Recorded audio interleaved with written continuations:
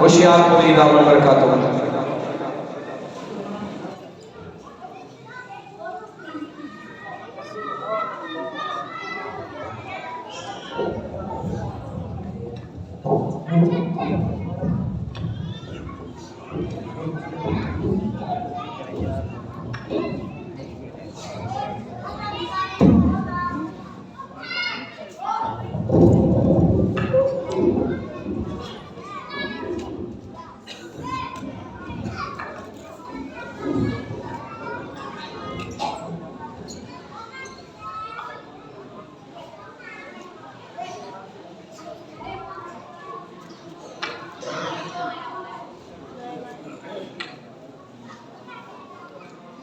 السلام علیکم ورحمۃ اللہ تعالیٰ وبرکاتہ.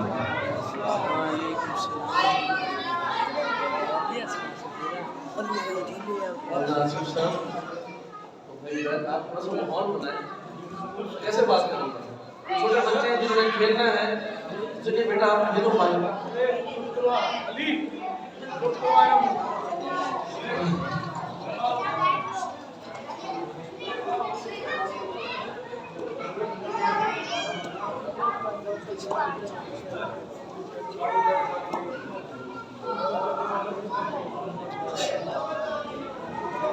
قریب قریب تشریف لائیں. ذرا خاموشی اختیار فرمائیں بھائی. جو بڑے حضرات موجود ہیں اس کے ایگو کم کر دیں. ایگو نہیں چاہیے. بس ہم نے بات چیت کرنی ہے، ایگو نہیں چاہیے. قریب قریب تشریف لائیں گے، مل کر بیٹھیں گے. تھوڑی سی مختصر سی بات انشاءاللہ توجہ سے کرنے کی اور سننے کی اللہ پاک توفیق عطا فرما دیں. قریب تشریف لائیں.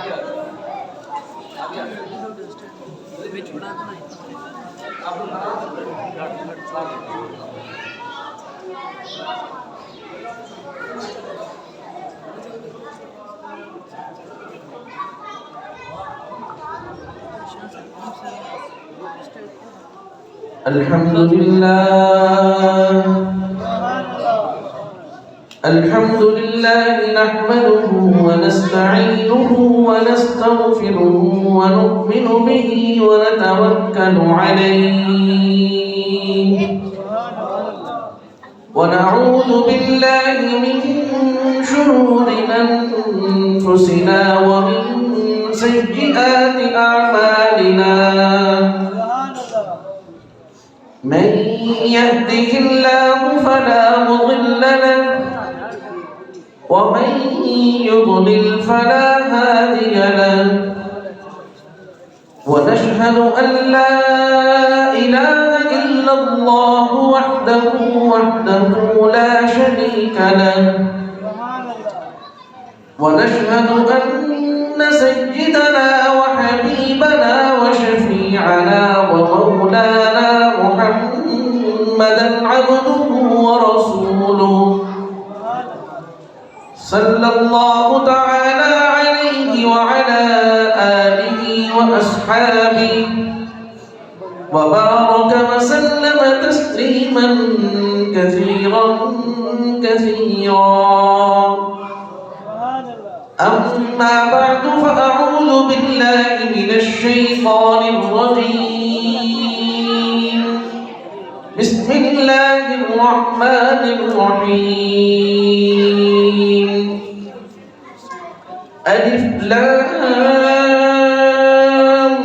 ميم. ذلك الكتاب لا ريب فيه هدى للمتقين. صدقت يا ربنا ويا رب العالمين.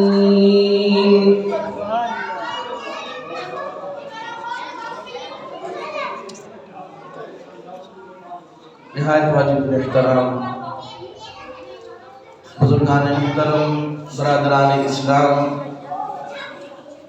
السلام علیکم ورحمۃ اللہ تعالی وبرکاتہ.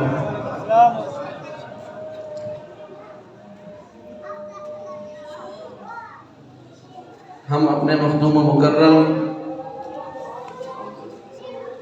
حضرت قاری محمد اعظم شاہ صاحب دامت برکاتہ العالیہ کے شکر گزار ہیں کہ انہوں نے قرآن کریم کی تکمیل کی اس باوقار پرمسرت تقریب میں ہمیں شرکت کی سعادت سے ہمارا مال فرمایا۔ ہمارے بزرگوں کا فرمانا ہے کہ ہمارا تجربہ ہے کہ اللہ رب العزت اس مجلس میں دعاؤں کو قبول فرماتے ہیں جس مجلس میں قرآن کریم مکمل ہوتا ہے۔ تو آج ہم سب یہاں قرآن کریم کی نسبت سے جمع ہوئے ہیں اور اللہ تعالیٰ سے اپنی مرادیں مانگنے آئے ہیں۔ یہ ہے آج کی اس محفل میں بیٹھنے کی نیت، اس لیے کہ عمل پر اجر نیت پر ملتا ہے۔ انسان جو نیت لے کر آتا ہے اللہ تعالیٰ اسی نیت کو پورا فرماتے ہیں اور اسی پر اجر عطا فرماتے ہیں۔ تو ہمارا آنا ہو سکتا ہے کسی کے ذہن میں یہ مقصد ہو کہ ہم کسی کو خوش کرنے کے لیے آئے ہیں یا کسی کی ناراضگی سے بچنے کے لیے آئے ہیں،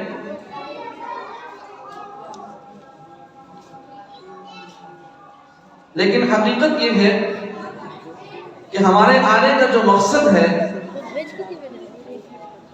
وہ اللہ تعالیٰ کی رضا ہے اور قرآن کریم کے ساتھ جو اللہ تعالیٰ نے ہمیں نسبت عطا فرمائی ہے اس نسبت کا لحاظ ہے اور اس نسبت پر اللہ تعالیٰ کی شکر گزاری ہے۔ اور قرآن کریم کی تکمیل کا چونکہ موقع ہے، جلسے کا عنوان بھی عظمت قرآن کریم ہے، تو ہم اللہ تعالیٰ سے اس موقع پر اپنی دین و دنیا اور آخرت کی مرادیں مانگنے کے لیے آئے ہیں۔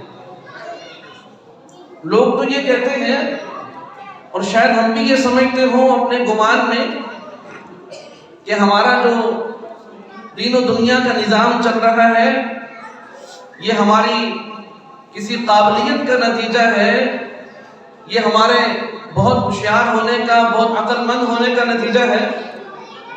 لیکن حقیقت یہ ہے کہ آج ہم جو کچھ بھی ہیں وہ جناب رسول کریم صلی اللہ علیہ وسلم سے لے کر آج تک جو ہمارے اساتذہ اکرام موجود ہیں، ہمارے بڑے موجود ہیں یا جو بڑے موجود رہے ہیں، ہم ان کی دعاؤں کا نتیجہ ہیں۔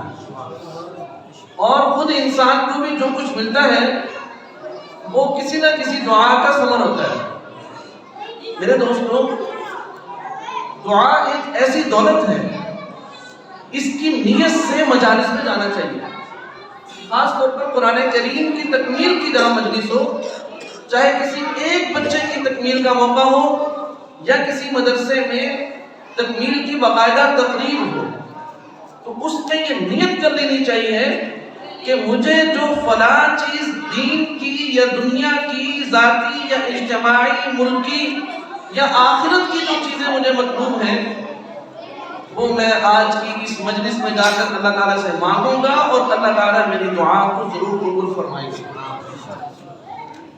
آج ہم یقین کریں کہ دعا جیسے عمل کو ترک کر چکے، میرا موضوع یہ نہیں تھا، میں 1-2 منٹ اس پہ بات کرتا ہوں کہ دعا جیسے عمل کو نہ صرف یہ کہ چھوڑ چکے ہیں بلکہ دعا کی نیت کرنا بھی چھوڑ چکے ہیں۔ بیٹے میں بات نہیں کر سکتا، کچھ بیٹھتے بالکل، میں تو صرف آپ حضرات کی خدمت میں اپنا سبق دہرانے کے لیے آیا ہوں۔ سبحان اللہ۔ تو عرض یہ کر رہا ہوں کہ ہم نے دعا کی نیت کرنا ہی چھوڑ دی۔ آپ یقین کریں میری اتنی زیادہ عمر نہیں ہے، لیکن ہم نے جن چند اللہ والوں کو دیکھا، ان کا جو زندگی کا طور طریق دیکھا وہ یہ کہ وہ اپنے اعمال سے زیادہ اللہ تعالیٰ سے مانگنے پر وقت لگاتے، اللہ تعالیٰ سے دعائیں کرتے۔ ہمارے حضرت قاری صاحب نور اللہ مقدم، آپ نے بارہا ان کی زیارت فرمائی، حضرت قاری محمد ادریس صاحب ہوشیارپور رحمہ اللہ تعالی، ہم نے حضرت رحمہ اللہ کو کئی گھنٹے مصلی پر دعا کرتے ہوئے دیکھا، کئی گھنٹے تہجد کے وقت میں مصلی پر تشریف رکھتے تھے اور صبح کی آذان ہو جاتی تھی پھر اشراق کے بعد پھر بعض اوقات دعا میں مشغول ہوئے تو کئی گھنٹے دعا میں مشغول رہے اور اللہ تعالیٰ سے مانگنے میں اس طرح آہوزاری سے کام لیتے تھے کہ اللہ تعالیٰ نے آج بھی ان کی دعاؤں کو اس طرح رنگ دیا ہے. آج آپ کا یہ ادارہ بھی ان کی دعاؤں کا نتیجہ ہے. میرے دوستو، ہمیں اللہ تعالیٰ سے خوب مانگنا چاہیے. اور یہ بات آپ مجھے بھی، میں اپنے آپ کو بھی سمجھا رہا ہوں، اصل میں تو اپنے آپ کو ہی سمجھا رہا ہوں کہ ہم آج کسی M L A M P A کو ووٹ آپ نے بھی دیا، ہم نے بھی دیا، ہم نے کسی نہ کسی امید اور کسی نہ کسی لالچ میں ضرور ہم نے ووٹ دیا ہے. سیدھی سی بات ہے، کیونکہ دین تو ان ووٹوں سے آنا نہیں ہے. بہرحال کچھ نہ کچھ اضطراری حالت میں اچھے آدمی کو ووٹ دینا چاہیے، دینی آدمی کو، دینی جماعت کو ووٹ دینا چاہیے. میرے دوستو، ایک انسان سے ہماری امید بن جاتی ہے کہ یہ انسان ہمارے فلاں کام آ سکتا ہے، ہمارے مقدمات میں کام آ سکتا ہے، ہماری کسی مشکل میں کام آ سکتا ہے، کسی بیماری میں کام آ سکتا ہے. لیکن میرے دوستو، میں نے جو اپنی چھوٹی سی زندگی میں سنا اور اپنے بزرگوں سے سنا، دیکھا، وہ یہ ہے کہ بہت کم کوئی انسان کسی انسان کے کام آتا ہے، اللہ ہی ہر انسان کے کام بناتا ہے. آج اللہ تعالیٰ سے ہم دعائیں کر رہے ہوتے ہیں لیکن ہمیں یقین نہیں ہوتا کہ پتہ نہیں میری دعا پوری بھی ہوگی یا نہیں ہوگی. کل میں اپنے استادوں کے پاس حاضر ہوا تو میرے استاد فرمانے لگے، انہوں نے ایک شعر سنایا ہے اور شعر میں آپ کی خدمت میں عرض کرتا ہوں. اس سے پہلے صرف یہ سن لیں کہ عام طور پر ہم لوگ یہ سمجھ لیتے ہیں کہ میں تو گناہ گار ہوں، اللہ ہماری نہیں سنتا، اللہ تو نیک لوگوں کی سنتا ہے. نعوذ باللہ. حالانکہ ایسا نہیں ہے، اللہ تعالیٰ نیکوں سے زیادہ گناہ گاروں کی سنتا ہے، نیکوں سے زیادہ گناہ گاروں کی سنتا ہے، اور ہم سب گناہ گار ہیں. یہ تو سچی بات ہے میرے دوستوں، میرے بزرگوں، میرے بھائیوں. اگر کل میں نے پڑھا کہ اللہ تعالیٰ کے فضل اور احسان میں سے، توجہ ہے، اللہ تعالیٰ کے فضل اور احسان میں سے اپنے کسی بندے کو حصہ ملا یا نہیں، اللہ کے کسی بندے کو فضل اور احسان میں سے، اللہ کی رحمت میں سے کوئی حصہ ملا یا نہیں. فرمایا اللہ تعالیٰ نے اپنے ہر بندے کو اپنا فضل اور اپنی رحمت دے رکھی ہے. سبحان اللہ. کیا ہے؟ کیسے دے رکھی ہے؟ کیسے دے رکھی ہے؟ فرمایا اللہ تعالیٰ کے فضل اور اس کی رحمت کی ایک بہت بڑی دلیل یہ ہے کہ لوگ ہمیں اچھی نگاہوں سے دیکھتے ہیں، لوگ ہم سے محبت کرتے ہیں. فرمایا اگر اللہ تعالیٰ ہمارے عیبوں سے پردہ اٹھا دے تو کوئی ہمیں دیکھنا بھی گوارا نہ کرے.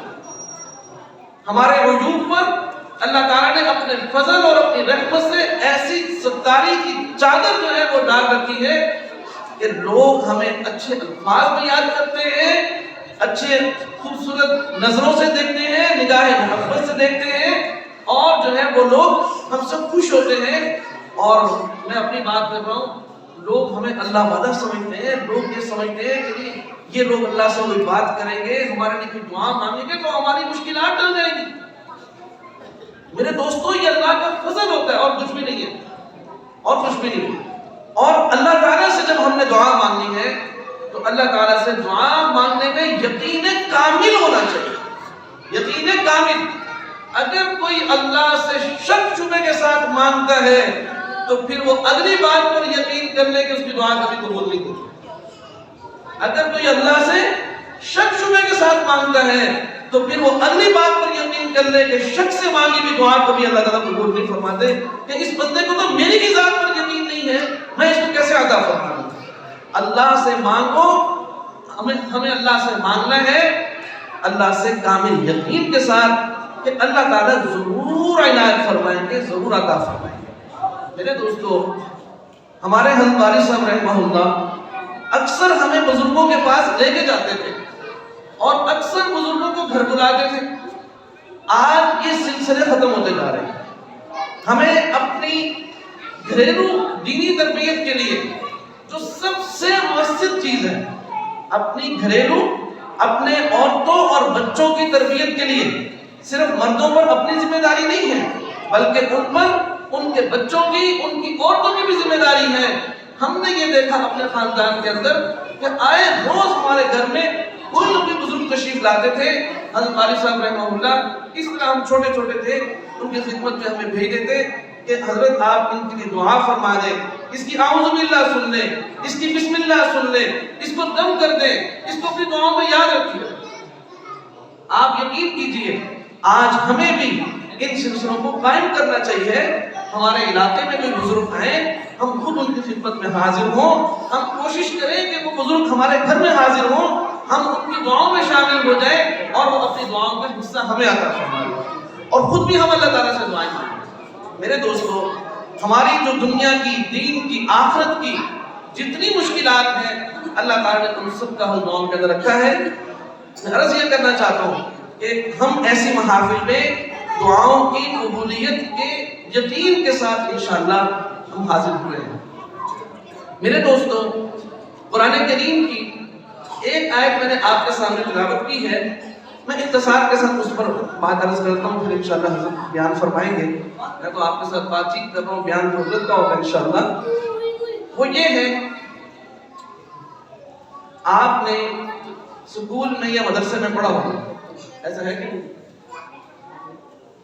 جب میری طرف دیکھیں، جب کسی استاذ، ٹیچر، ماسٹر یا مدرسے کے کسی استاذ کا ارادہ ہوتا ہے، ادھر میری طرف دیکھیے، میں کہتا ہوں بات نہیں کر سکتا، آپ میری طرف دیکھیں گے تو میں بات کروں، اس سے بات ہوتی نہیں۔ عرض یہ کر رہا ہوں کہ اگر کوئی بچہ اپنے استاذ کے پاس، ٹیچر کے پاس، ماسٹر کے پاس، محترم صاحب کے پاس چھٹی لینے جائے تو اگر استاذ کا متعلقہ شخص کا ارادہ ہو جائے کہ میں نے چھٹی منظور کرنی ہے، تو بعض اوقات وہ خود درخواست لکھ کر اس پر دستخط بھی کر دیتے ہیں، یا بچے کو بتاتے ہیں کہ بیٹا میں آپ کو الفاظ بولتا ہوں، آپ اس طرح لکھو اور پھر اس پر میں دستخط کر دوں گا، جب آپ واپس آؤ گے تو کوئی آپ کو پوچھے گا نہیں، کوئی ناراض نہیں ہوگا۔ اب جب استاذ خود لکھ دے یا خود الفاظ بتا دے اور بعد میں دستخط نہ کرے، چھٹی منظور نہ کرے، آپ بتائیں یہ استاذ کی طرف سے انصاف ہے یا زیادتی ہے؟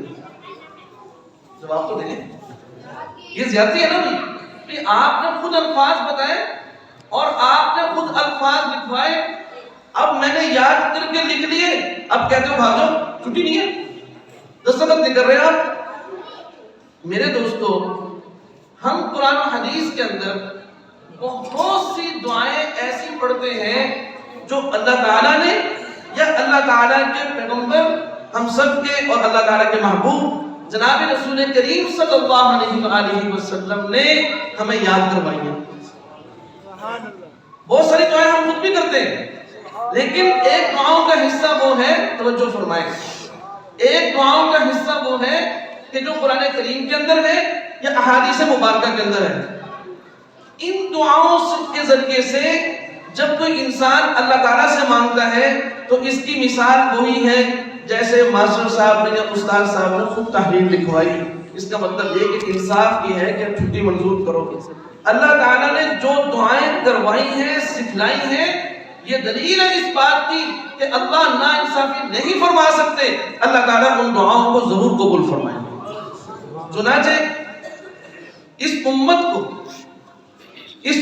کو جناب رسول کریم صلی اللہ علیہ وآلہ وسلم کے ذریعے سے جو عظیم نعمتیں ملی، ان عظیم نعمتوں میں سے ایک نعمت قرآن کریم ہے، اور قرآن کریم کے اندر بھی بہت سارے جز، بہت ساری آیات ایسی ہیں جن کی اپنی نرالی شان ہے۔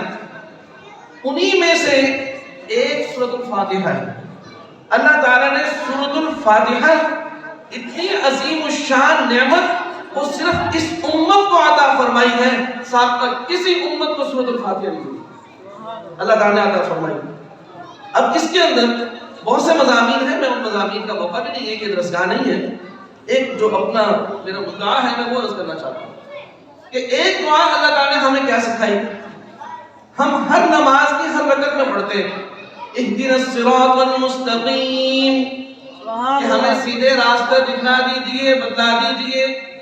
اہدنا الصراط المستقیم صراط الذین انعمت علیہم غیر المغضوب علیہم ولا الضالین. اور اس پر آمین بھی ہمیں سکھائی کہ اے اللہ اس کو قبول بھی فرما. اب یہ جو دعا ہمیں سکھلائی گئی، اللہ تعالیٰ نے خود سکھائی، اس کا مطلب یہ ہے کہ یہ دعا قبول بھی ہوگی. میری بات میرے خیال ہم سب کے ذہن میں بیٹھ گئی ہے کہ اس کا مطلب یہ ہوا، میں نے مثال دی پہلے کہ اللہ تعالیٰ نے خود سکھائی. اس کا مطلب کیا ہے کہ یہ دعا منظور بھی ہوگی، قبول بھی ہوگی، رد نہیں ہوگی. میرے بھائیوں، آج آپ جس معاشرے میں میں اور آپ رہ رہے ہیں، اس معاشرے میں جہاں اور الزامات اہل دین پر اور دین پر لگائے جاتے ہیں، اس میں سے ایک الزام یہ ہے کہ نہیں مولوی صاحب یہ حق کیا ہے، ہمیں سیدھا راستہ پتہ نہیں چل رہا. ہمیں سیدھا راستہ، جس کو دیکھو یہ اس کی مسجد ہے، یہ اس کی مسجد ہے، یہ اس کا دفتر ہے، یہ اس کا نام ہے، یہ اس کی پگڑی ہے، یہ اس کا رنگ ہے. اس کو دیکھو وہ کہتا ہے میں سیدھے راستے پر ہوں. ہمیں کیسے پتہ لگے گا سیدھا راستہ کون سا ہے؟ میرے دوستو، میری اگر یہ بات سمجھ گئے تو آگے چلیے. اس کا مطلب تو یہ ہوا کہ اللہ تعالیٰ نے ہمیں دعا تو سکھائی اہدنا الصراط المستقیم، لیکن معاشرے کے اندر پھیلا دیا سارا باطل. ایسا نہیں ہے، ایسا نہیں ہے. یہ تو وہی بات ہو گئی کہ اللہ تعالیٰ ہمارے ساتھ نعوذ باللہ ناانصافی فرما رہے ہیں. نہیں، اللہ تعالیٰ نے اہدنا الصراط المستقیم والی دعا سکھائی ہمیں، اور سیدھا راستہ بھی ہمارے لیے متعین فرما دیا. اس کا مطلب ہماری دعا قبول ہو گئی.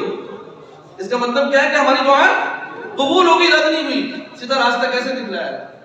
دو چیزیں بتائیے. اہدنا الصراط المستقیم کے بعد اگلی آیت کون سی ہے جی؟ آپ سب پڑھ دیں گے ماشاءاللہ، سب کو آتی ہے. یعنی صرف اے اللہ جس صراط مستقیم کو ہم آپ سے مانگ رہے ہیں، وہ صراط مستقیم یعنی ان لوگوں کا راستہ کہ جن پر آپ نے انعام فرمایا. اب مجھے آپ بتائیں، مدرسے میں، سکول میں انعام فیل ہونے والے کو ملتا ہے یا انعام پاس ہونے والے کو یا پوزیشن لینے والے کو ملتا ہے؟ نہیں، پوزیشن لینے والے کو ملتا ہے. ٹھیک ہے. اب میرے دوستو، اللہ تعالیٰ نے صراط الذین انعمت علیہم کے اندر جو اللہ تعالیٰ کے ہاں پوزیشن ہولڈر طبقات ہیں، اللہ تعالیٰ نے ان کو بیان فرمایا. صراط الذین انعمت علیہم، راستہ ان لوگوں کا جن سے خوش ہو کر آپ نے ان کو انعام عطا فرمایا. اور 5ویں پارے میں بتا دیا اولئک الذین انعم اللہ علیہم من النبیین والصدیقین والشہداء والصالحین. وہ 4 طبقے کون سے ہیں؟ وہ انبیاء، وہ صدیقین ہیں، وہ شہداء ہیں، وہ صالحین ہیں. میرے پاس موقع نہیں میں ان 4 طبقات کا آپ کو تفصیل سے عرض کروں، یہ بڑا مفصل مضمون ہے. میرے دوستو، آج اگر کسی کو سیدھا راستہ چاہیے، توجہ چاہتا ہوں، بس میں بات اپنی مکمل کر رہا ہوں. آج اگر کسی کو سیدھا راستہ چاہیے، وہ دیکھ لے کہ میں نبیوں والے طریقے پر ہوں یا نہیں، میں صدیقین والے طریقے پر ہوں یا نہیں، میں شہداء والے طریقے پر ہوں یا نہیں، میں صالحین کے طریقے پر ہوں یا نہیں. اگر وہ ان کے طریقے پر ہے تو وہ صراط الذین انعمت اہدنا الصراط المستقیم کی دعا اللہ نے اس کے حق میں قبول بھی فرمائی اور اس کو اس کی توفیق بھی عطا.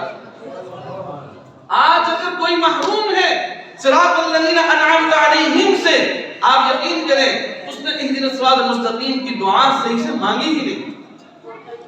اگر وہ اس دعا میں یہ نیت کرتا اہدنا الصراط المستقیم اور اگلی آیت میں نیت کرتا، اس میں یہ نیت نہ کرتا کہ مجھے فلاں فرقے پر رکھ، مجھے فلاں جماعت کے ساتھ رکھ، مجھے فلاں فرد کے ساتھ رکھ، مجھے فلاں پیر کے ساتھ رکھ، وہ اس کی نیت نہ کرتا. وہ نیت کرتا صراط الذین انعمت علیہم کی، اور وہ نفی کرتا غیر المغضوب علیہم ولا الضالین، کہ اللہ مجھے ان لوگوں کا راستہ نہیں چاہیے جن پر آپ ناراض ہیں یا جو آپ کے علم کے مطابق گمراہ ہیں. اور وہ کون ہیں؟ وہ یہود و نصارہ ہیں اور ان کے راستے پر چلنے والے لوگ ہیں. میرے دوستوں میری بات ذرا توجہ سے سنیے گا، میں بات مکمل کر رہا ہوں. یعنی پہلی بات توجہ ہے صراط الذین اہدنا الصراط المستقیم، اے اللہ ہمیں سیدھا راستہ عطا فرما دیجیے. سیدھے راستے تمہیں کیسے ملے گا؟ کہ جب تم اللہ کے بندوں کے راستے پر چلو گے. جب تم یعنی کیا بتایا؟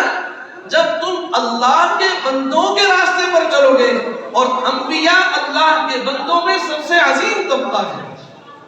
اور جب تم اس کو ہمارے اصطلاح میں آپ لوگوں کے لیے آسان کر رہا ہوں، ہماری اصطلاح میں اس کو کہتے ہیں جب تم رجال اللہ کے راستے پر چلو، جب تم رجال اللہ کے راستے پر چلو گے تب تم ہدایت پاؤ گے. توجہ فرمائیں، میری طرف دیکھیے، یہ آج کا سبق ہے میرا بھی اور آپ کا بھی، کہ جب تم رجال اللہ کے راستے پر چلو گے، اور رجال اللہ کے بندے، ان کا پہلا طبقہ انبیاء کا، دوسرا صدیقین کا، اور شہداء کا، اور صالحین کا. یعنی اللہ تعالیٰ نے 4 جماعتیں بیان فرمائی کہ ان جماعتوں کو پڑھو، ان کی سیرت کیا تھی، ان کی زندگی کیا تھی، ان کی سنت کیا تھی، ان کا طریقہ کیا تھی. تم اپنے آپ کو ان کے پیچھے چلاؤ، تم بھی صراط مستقیم پر. اور دوسرے نمبر پر فرمایا، دوستوں میری بات سنو، ایک حزب اللہ ہے، ایک حزب الشیطان ہے. تو صراط الذین انعمت علیہم میں حزب اللہ کو بیان فرمایا، اور غیر المغضوب علیہم ولا الضالین میں حزب الشیطان کو بیان فرمایا. میرے دوستو، جیسے نیک لوگوں کے پیچھے چلنا ضروری ہے، ایسے برے لوگوں سے دور رہنا بھی ضروری ہے. آج ہم چاہتے ہیں کہ ہم سے اللہ بھی ناراض نہ ہو اور شیطان بھی ناراض نہ ہو. نیک لوگوں کے ساتھ بھی ہماری بنی رہے، اور معاشرے کے ساتھ بھی تو چلنا پڑتا ہے نا. کیا کروں صحیح، ادھر بھی تو چلنا پڑتا ساتھوں. نہیں، اللہ نے فرما دی صراط مستقیم نہیں ہے. اگر میرے ساتھ تعلق چاہتے ہو تو نیک لوگوں کے ساتھ چلنا پڑے گا، بروں کی نفی کرنی پڑے گی. اے اللہ نہیں چاہیے ہمیں یہ لوگ، جو تیرے نہیں وہ ہمارے نہیں، جو تیرے نہ ہو سکے ہم کبھی ان کے نہ ہوں گے. یہ اور دوسرے نمبر پر فرمایا ایک بات، اہدنا الصراط المستقیم کا دوسرا جواب، آپ کی طبیعت خوش ہو جائے گی.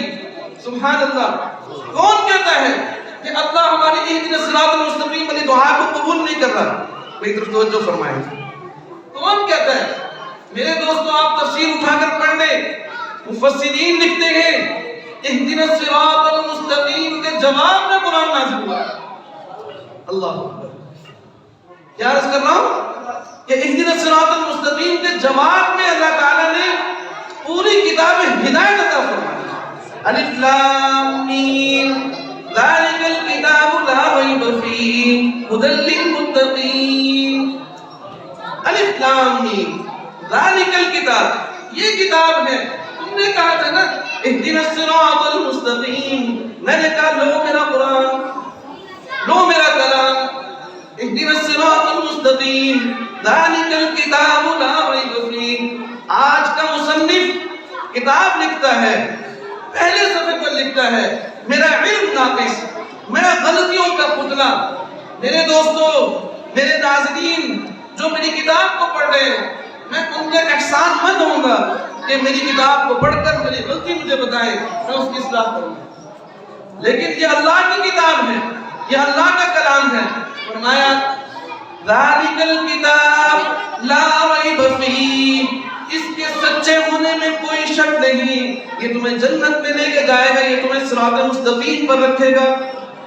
الف لام میم ذالک الکتاب لا ریب فیہ ھدی للمتقین. میرے دوستو، میں بات اپنی مکمل کر رہا ہوں. شاید میں نے مجھے وقت بتایا نہیں تھا، ایک میں وقت کی پابندی کرتا ہوں الحمدللہ. توجہ فرمائیں، اللہ تعالیٰ کی اس آیت کا آخری جملہ توجہ ہے جی، فرمایا ھدی للمتقین. یہ کتاب قرآن کریم اللہ کا کلام، یہ متقین کے لیے ہدایت ہے. کیا مطلب؟ توجہ ہے آپ کی؟ بھائی باتیں نہ کرو.